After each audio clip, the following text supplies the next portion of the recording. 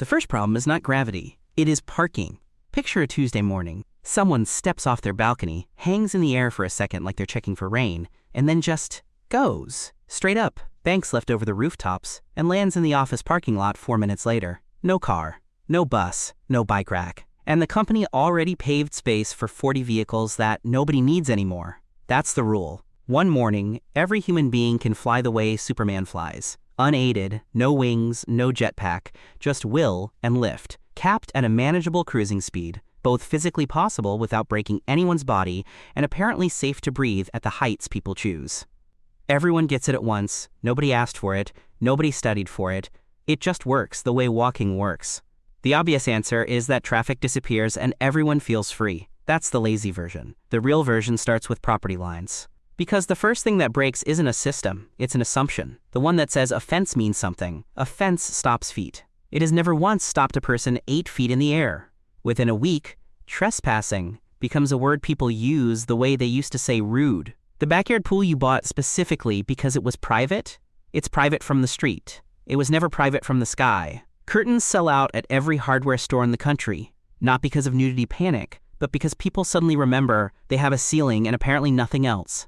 Here's the part nobody plans for. Altitude becomes a privacy setting. The rich don't buy bigger houses, they buy higher ones. Penthouses go from status symbol to actual fortress, because the one thing flight can't fake is being 30 floors up with locked airspace above your balcony. A new kind of class line draws itself in the sky, measured in stories, not square footage. Delivery work collapses first, and it collapses fast. A teenager who can fly 50 pounds of groceries straight to a window beats any van stuck behind a red light. Truck driving doesn't vanish. Heavy freight still needs wheels, but the entire last-mile industry, the part that paid millions of people to drive the final 2 miles, evaporates in about a season. Those workers don't disappear. They become couriers themselves, except now the job pays per flight, not per route, and somebody has to figure out what a flying gig worker's insurance even looks like. Source needed on real liability law, but in this scenario, every insurance company on Earth spends 18 months arguing about who's at fault when 2 people collide 40 feet over a school. Because that's the next domino. Airspace was never designed for amateurs. Pilots trained for years to share 3-dimensional space safely.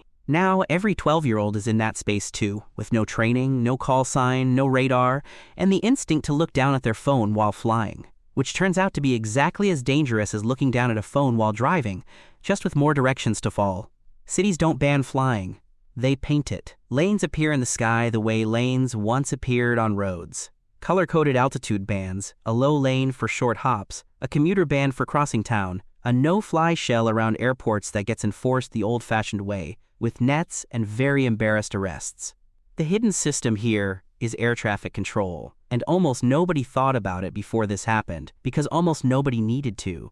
The sky was a place planes used. Now it's a place everyone uses, and 100 years of careful spacing built for a few thousand aircraft a day suddenly has to account for a few 100 million untrained bodies moving at will. That's not chaos, it's just a new infrastructure problem wearing a superhero costume.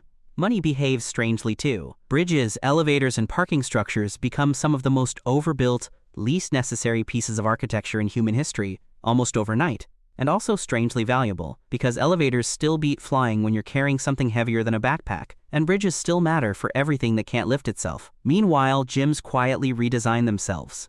Nobody needs leg day to fly, but everybody suddenly needs shoulder and core strength to hold a hover, steady for more than 90 seconds, and flight stamina becomes a real, searchable, slightly humiliating fitness category. The contrarian part is this: flight doesn't make people equal, it makes the existing gaps more visible. A person who can already afford private rooftop access gets total freedom.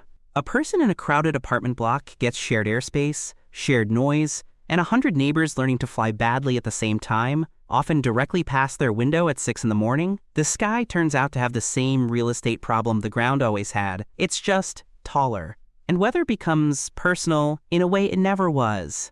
Rain at ground level is an inconvenience. Rain at 600 feet, moving at speed, is a decision people start making the way they once decided whether to drive in snow. Except now, there's no shoulder to pull onto, just open air, and a choice to land somewhere unfamiliar. What never fully disappears is the awkward stuff. Funerals, weddings, job interviews. Moments that used to have a quiet entrance through a door now have people hovering outside windows deciding whether landing on the lawn looks too dramatic. Etiquette catches up slower than ability ever does. There are no manners for landing in someone's backyard uninvited, so people invent them badly, in real time, mostly by apologizing a lot. By the time it settles, and it does settle, the way every impossible thing eventually becomes Tuesday, the strangest part isn't that people can fly, it's that the ground never stopped mattering. Roads still carry the heavy things. Doors still mean something, even when a wall clearly couldn't stop anyone anymore. People still choose to walk sometimes, slowly, past the same buildings, just because gravity, for one ordinary moment, used to be the whole point.